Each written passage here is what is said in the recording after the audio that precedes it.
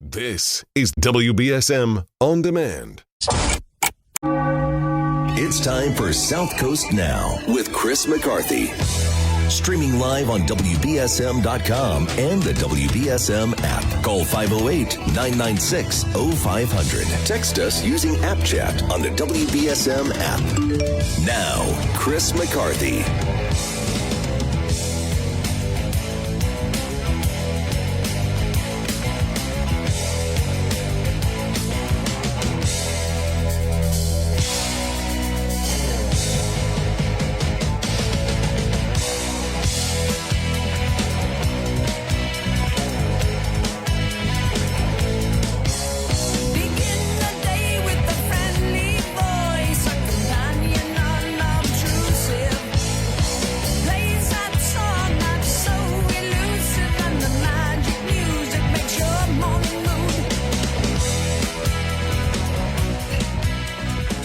Good morning. Good morning. It's a beautiful day out there. It's a little cold. Guess that global warming thing wasn't really going to happen. Or it happens every couple of days. And it goes back to being cold. Anyway, it's a beautiful day out there. If you missed my interview with Mike Campo on the Carl Drew cult murder case from the Greater Fall River area, you can hear it in entirety on the podcast. Podcast is available for free wherever you get your podcasts from. If you want to learn more about the case, go on Facebook. It is Justice for Carl Drew. That's the Facebook page. Mike Campo, as I said, he's got really no connection to Carl except that he started hearing about the case, as we all have. If you grew up in Freetown, you're very familiar with the case. Grew up in Fall River, you're very familiar with the case. At least, you heard about it, right? So Mike started looking into it, and then Mike's he's a passionate guy. He's the kind of guy you want to have as your friend, and thankfully I do when you're in trouble. So Mike started looking into the case. Again, it's Justice for Carl Drew if you want to look at what Mike has and join him in trying to raise the attention of this case. From where I sit, we have an innocent man put in prison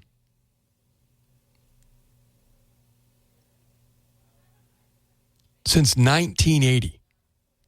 I remember where I was in 1980. Terry Brooks's fourth grade class, Freetown Elementary School. It was the year John Lennon was assassinated. A lot's happened in my life and yours.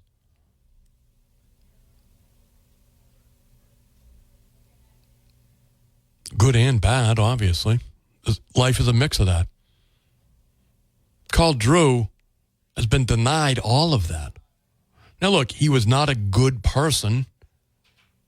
He was a bad guy. Involved in drugs and crime, and he was a bad guy.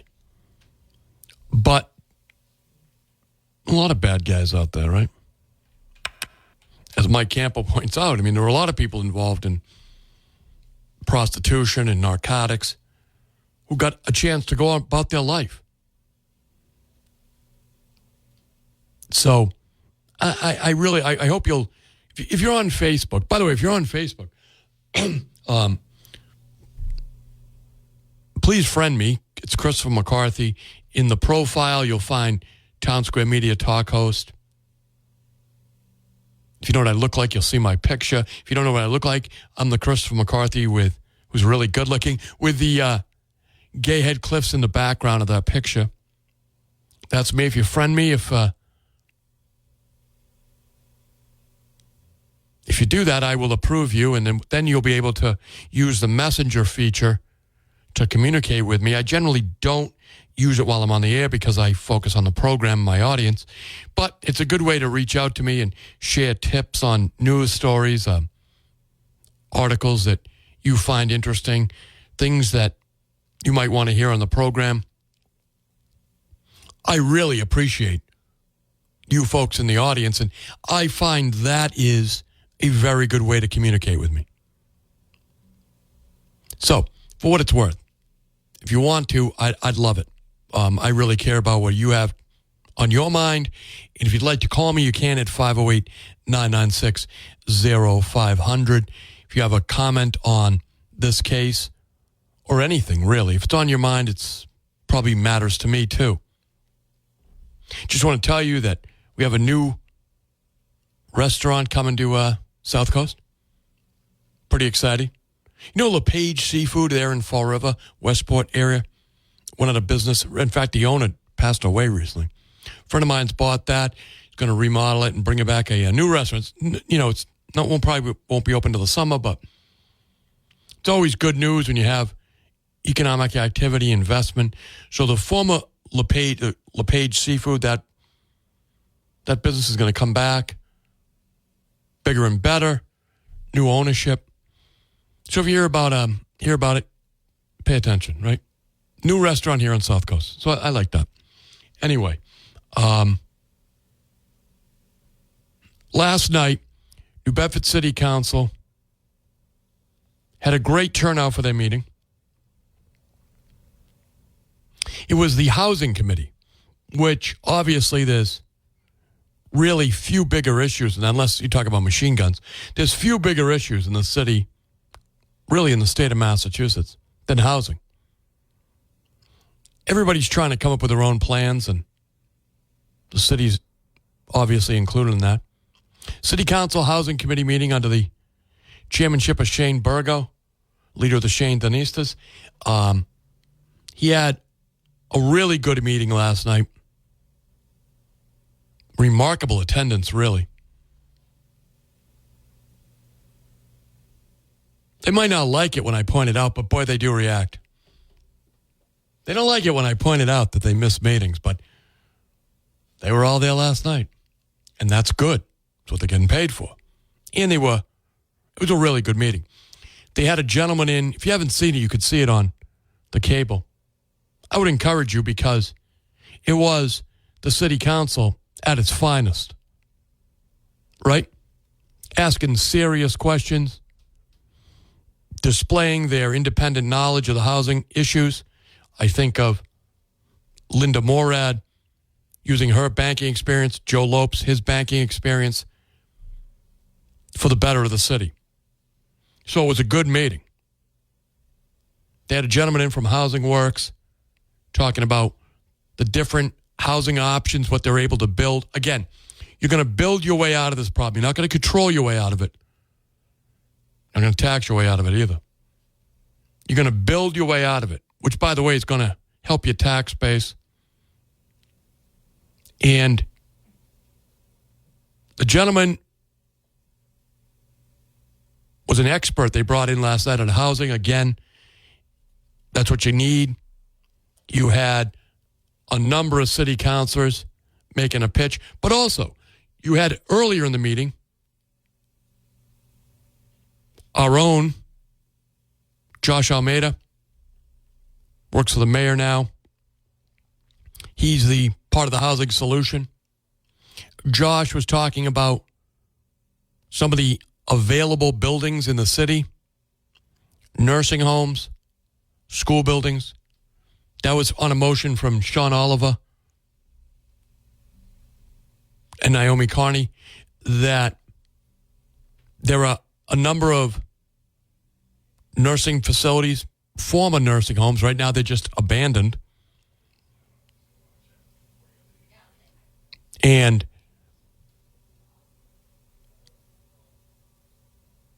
the city council, in conjunction with this gentleman from Housing Works, with a big group, talking about how they get their funding,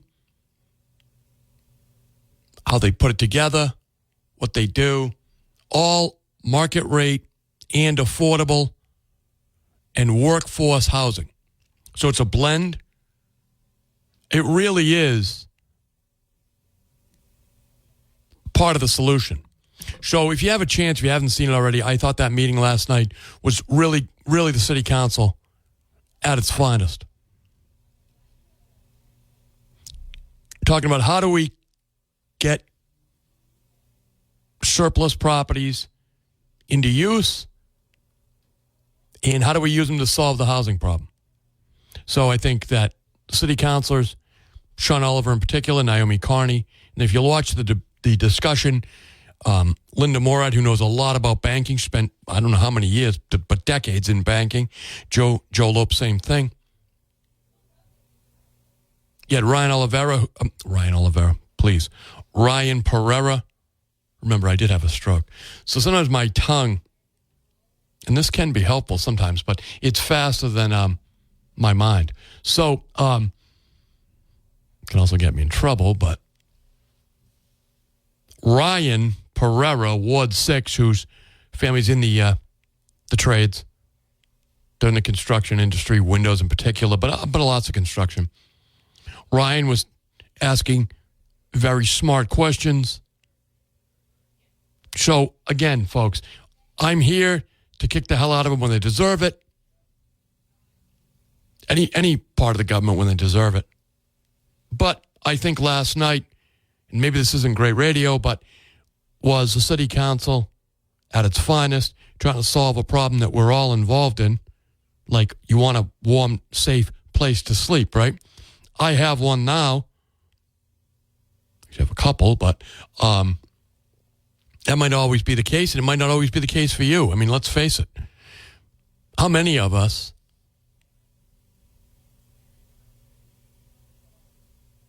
could withstand, and I mean, I did it, so I know that I could do it. I did it, but you're really just one medical emergency, one medical crisis away from being in serious trouble, in that usually you're home, right? Your shelter. You can't pay your taxes. We know the city will take it. If you can't pay your rent, you're going to be in trouble. The gentleman last night was talking about the number of elderly homeless people living in their cars. People living in their cars who are senior citizens. It's a frightening possible future for many of us. So you may be in good shape, and I hope you are, and I'm all right myself. But let me tell you something. When you get sick like I did, you have no control unless you're able to wrestle it back from the forces of the world. I mean, I was able to do that, but that was this round. You never know what the next round brings. So I do appreciate the city council. As I said, as goes New Bedford, goes the region, goes South Coast. So I was really impressed with the city councilors as a unit last night. Folks, I see you on hold. I do want to speak with you, but I do have to take a quick break. We'll be right back.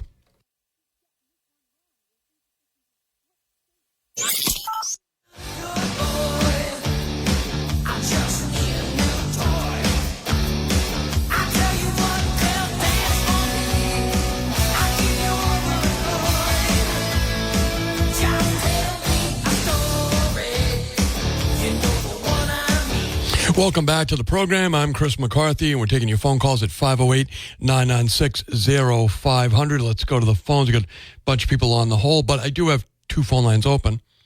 Good morning. Thanks for holding. Good morning. Good morning. You're on the air. Morning, Chris. I just wanted to correct you on one item. Thank you. That's what I love to hear. Go ahead. Instead of Josh Almeida, his name is Josh Amaral. Oh, yeah. No, you're right. I do know that. Yeah, Josh Amaral. Okay. Thank you. All right. That's all I wanted to tell you. Thank you. Have I appreciate a great that. Thank you. 508. Yeah, occasionally I make mistakes. 508-996-0500. Let's go. Sorry, Josh. Good morning. Thanks for holding.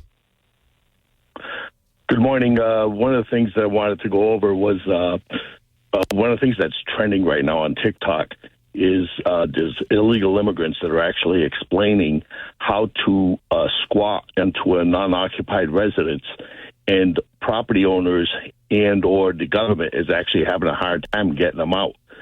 because once they're in, they actually defend them into a certain Thanks for calling. I watch Fox News too. So look, I get it. I have property that is not always full, and that would be a disaster. Yeah. So last night's meeting of the city council, they had a really good housing expert in. Not a guy coming in to complain. Not a guy coming in to say the situation's hopeless, but they had a guy with solutions. A guy who is looking to build housing, understands the process. They've been involved in it. He was explaining a lot of the stuff that's going on. So I did think the city council last night really was at its best, talking about the housing crisis. We know there's a problem, but it's gotten this way, quite frankly, for a number of reasons. But really, I've said to Shane Burgo, leader of the Shanedonistas, that one of the benchmarks is new construction housing permits in the city of New Bedford. Oh, by the way, in Fairhaven, I've had conversations with candidates running for selectmen, select board. We have an election coming up on April 1st. But really, you're going to build your way out of this, and the benchmark, the tracking metric, is the number of housing permits, building permits for new construction. New construction, that's what you need. If you don't have, if I just dumped your call me back. It occasionally happens. I can tell. In fact, I was talking with Tim about it in the break. There are times when the system will bounce your phone. Or maybe it's the system's operator. I don't really know. Obviously, I'll point it out for myself. I do make mistakes occasionally.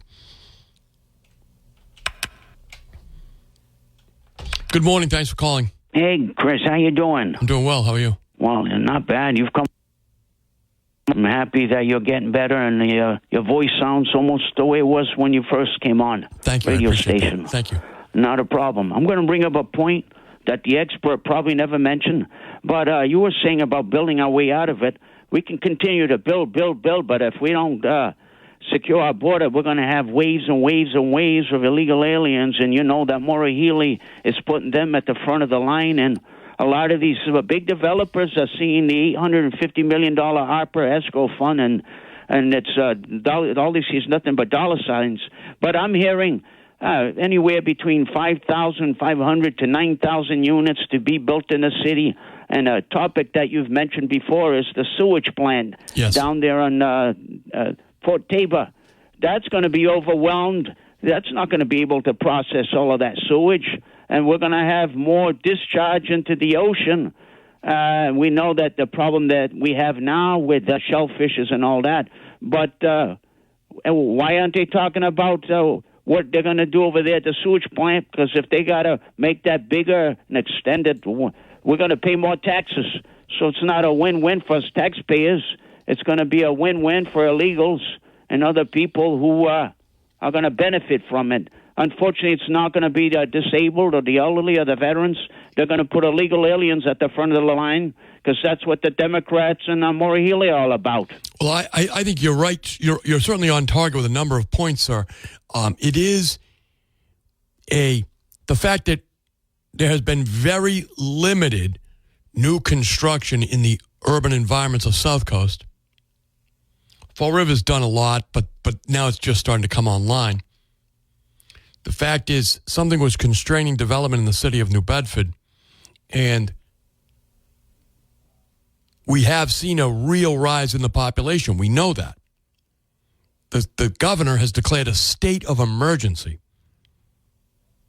Didn't do it under Trump. Didn't do it under Obama. Didn't do it under George W. Bush. Only since Joe Biden took the White House and Maura Healey was forced to declare a state of emergency due to migrants. So the gentleman is not wrong. And what you have is, look, I know someone who's very involved in this situation. They're on the social service side. Themselves a legal immigrant to the country. So they give me information. Do you know the amount of money they are giving these illegals? Now, I'm getting this from a Spanish-speaking legal immigrant to the Commonwealth of Massachusetts. The amount of money that is being given to the migrants, taxpayers' dollars, is another reason for the rising rents in the urban environment. I mean, again, they're not going to take this money in most cases and go out to the suburbs. Eventually they'll get out to the suburbs. That's the American dream. Or was anyway. So the gentleman is not incorrect. Good morning. Thanks for holding.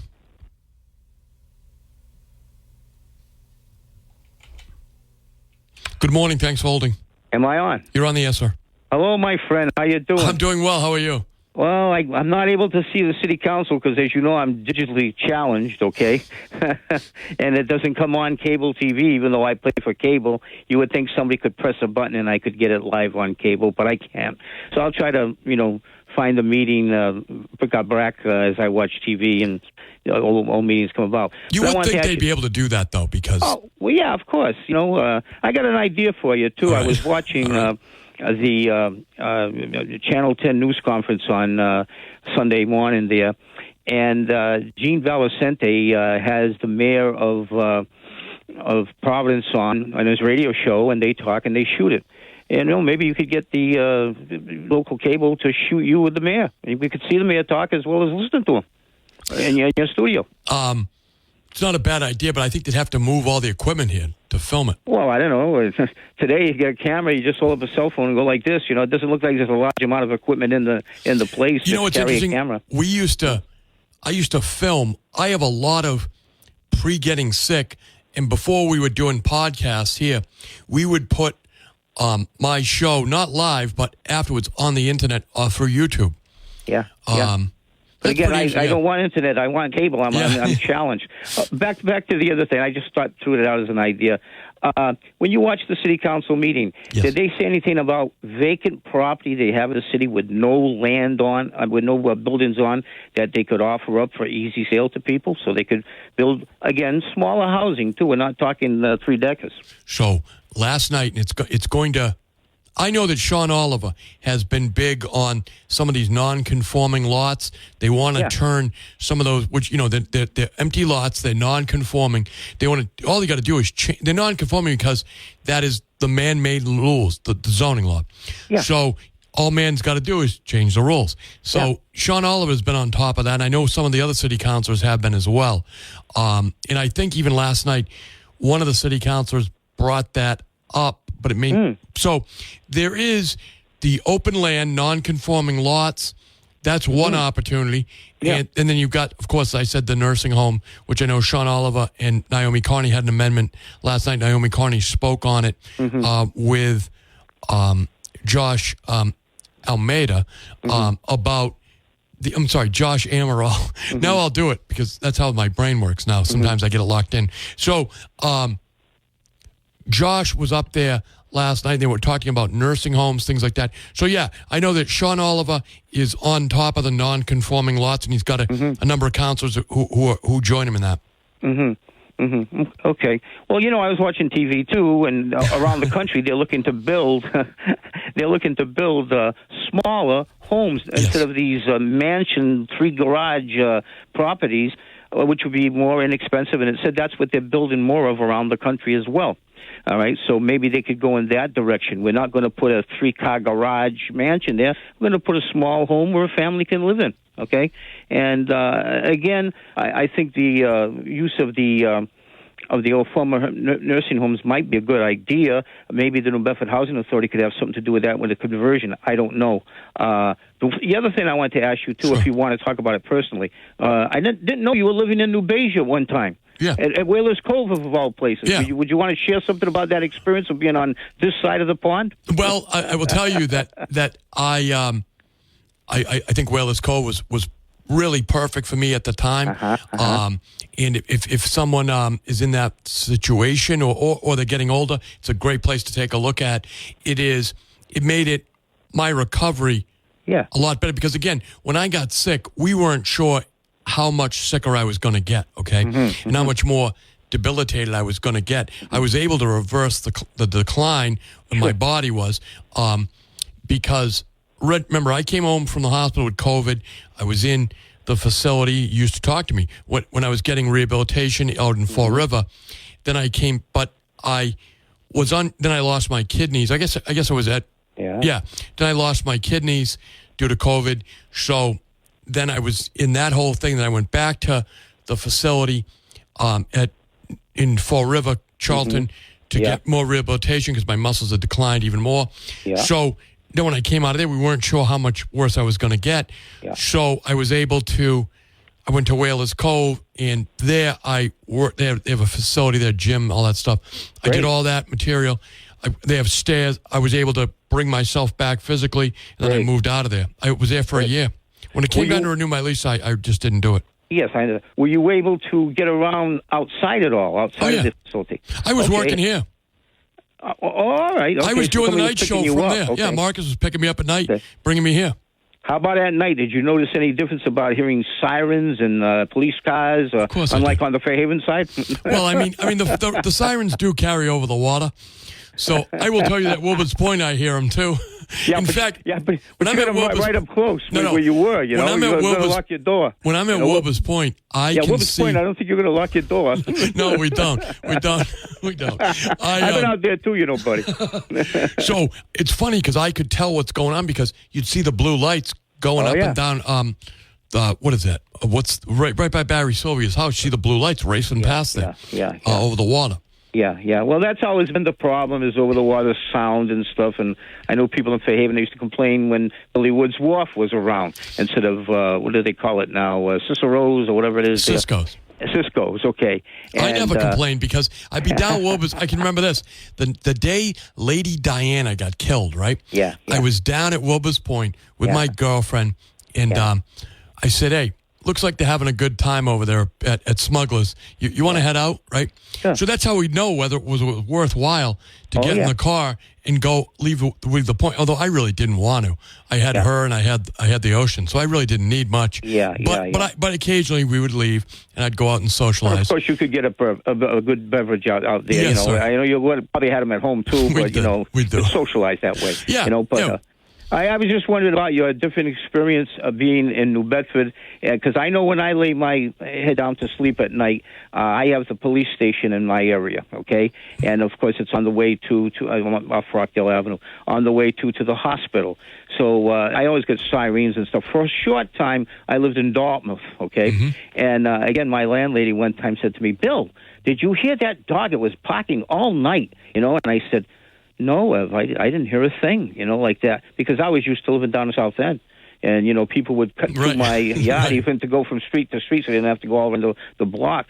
So you get used to sleeping a certain way in New Bedford that there's things you ignore, okay? And if I had somebody run through my yard and the gate slam, I knew they weren't in the yard, you know, so I could just doze off back to sleep. So, and barking dogs, well, that's, you know, a par for the course over on this side. I don't know about where you are, but maybe only a few people have them. You get the little one, Milo, right?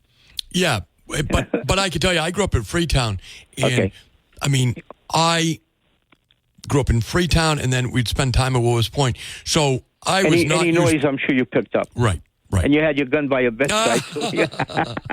Thank you, my friend. Thanks for the call. All right, 508-996-0500. Thanks for the call, Bill. He's always an entertaining call when you get a call from Bill. Folks, we have to take a break. So if you're on hold, stay there. If not, actually, I have two open phone lines now. If you're trying to get through, I'd love you to call back. 508-996-0500. We take a break. We'll be right back. Welcome to the jungle. We got fun and games. We got everything you want. How do we know the names? We are the people that can find whatever you may need. If you got the money, honey, we got your disease. Jungle. Welcome to the jungle. Won't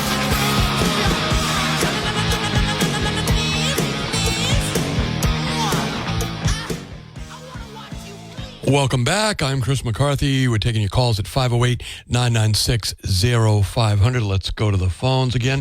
Good morning. Thanks for calling. Hey, Chris, how you doing? I'm doing well. How are you? You had a caller before the break that was talking about the building in the area and housing inventory, and sort of brought on illegal aliens, which I don't think is as big an issue. But I guess the question is, if the state really wants to promote more, and the city wants to promote more housing stock, they're running into a conflict between the demand of housing stock now, which is climbed up to a fever pitch, and then you also have cities and towns that are galactically slow, and they have so many rules and guidelines that make it very hard or impossible. You've had people on talking about it. Absolutely. And then you've got they collide with the impact of the environment, because the environmental laws are designed not to build anything for the most part. So I don't know how the state is going to reconcile this, because they are really low on inventory. I think in Bristol County, there's normally 1,400 houses on the market in normal years, and right now there's 400.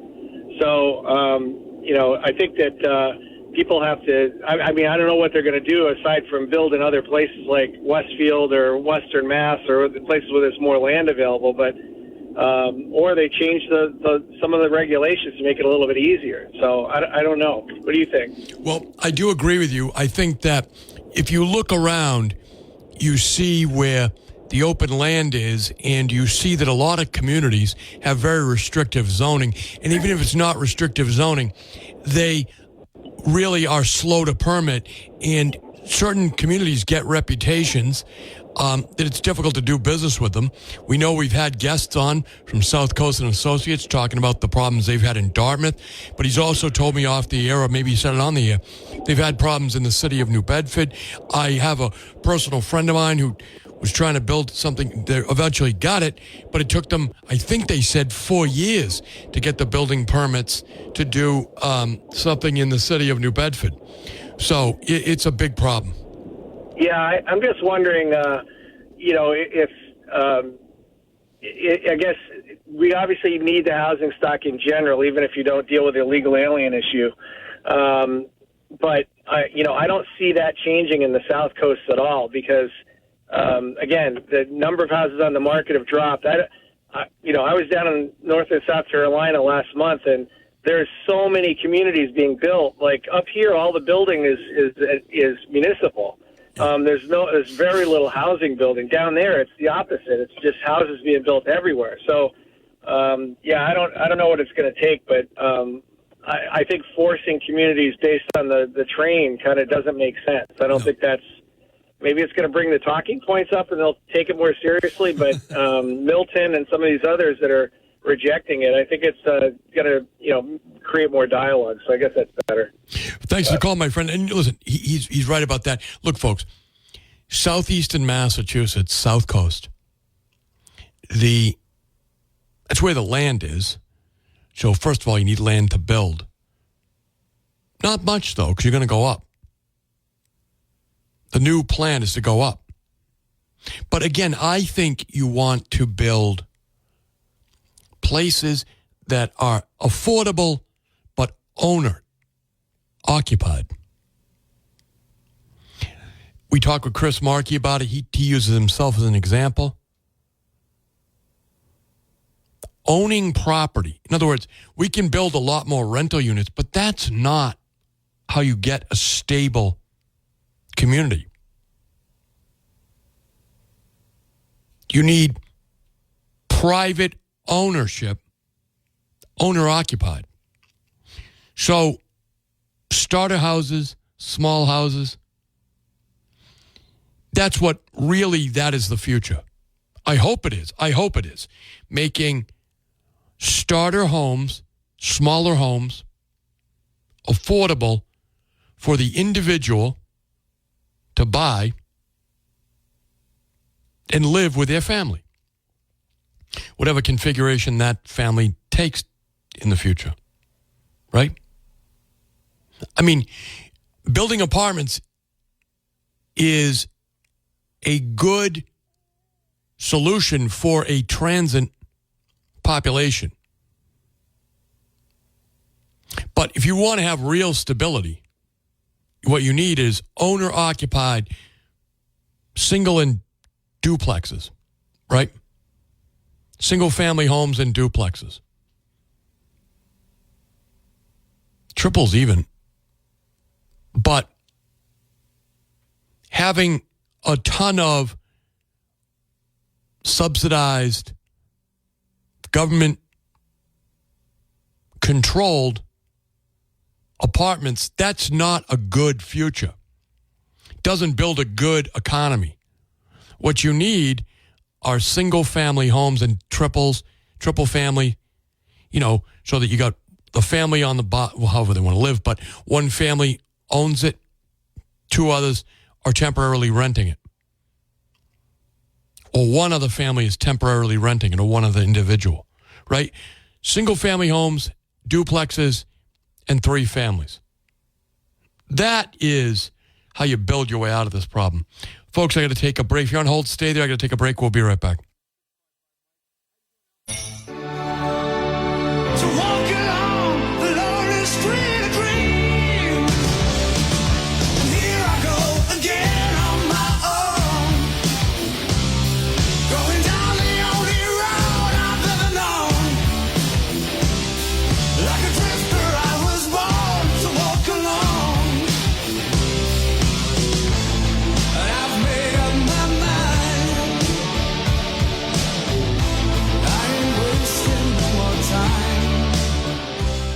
Welcome back. I'm Chris McCarthy, and that's Whitesnake. I think a group I saw in the 80s. No, maybe the 90s. 508-996-0500. We are going to go into the newsroom now, and Ariel's here. She's going to be giving us some local news. After that, that's after we hear from the national news. And I'm going to take your phone calls. And if you're on hold, actually, it's a good time to get on hold now.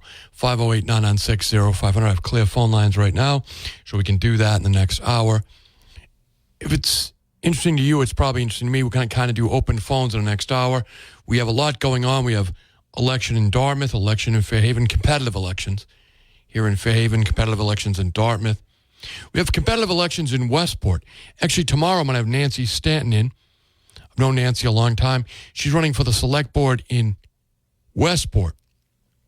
She's on the school committee out there. She's an attorney. I like Nancy quite a bit. So Nancy will be in tomorrow. She'll be here for a half hour. I tried giving you, I'm going to get all the other candidates. I will tell you this, that Nancy, the good sport that she is, was kind enough to send me the emails of all her opponents.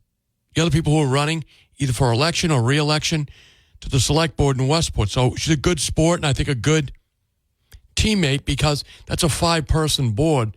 So when you start out with that kind of cooperative mindset that you're going to give everybody else a shot, I really think that goes a long way. So if you live in Westport, if you're a taxpayer in Westport, consider Nancy Stanton. She'll be here tomorrow with me. Now I'm going to get her opponents in as well, because she reached out and I asked her, and she sent me all their emails. So, folks, by the way, I've gotten that from Mr. Romano, Andrew Romano, who's running for the select board here in Fairhaven. He did